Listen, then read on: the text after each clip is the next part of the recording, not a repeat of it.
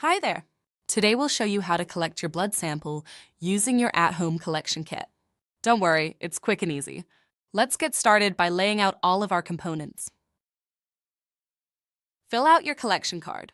Write your name and today's date on the card before collecting your sample. Next, fill out all of the information on the biohazard bag provided. This will be used to contain your blood sample once it's collected and ready to ship.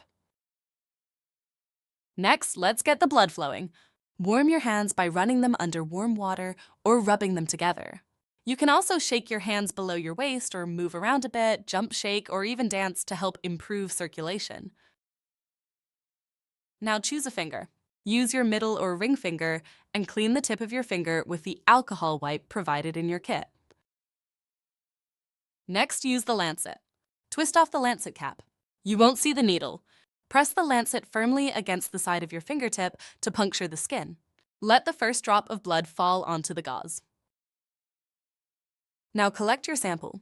Fill each circle on the card with blood. Be careful not to touch or tap the card.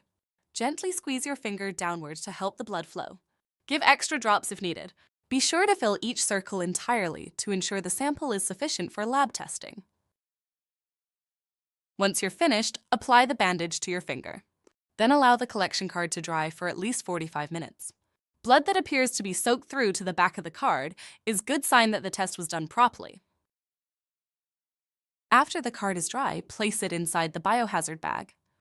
Then put the bag back inside the box. Place the bag inside the mailer provided.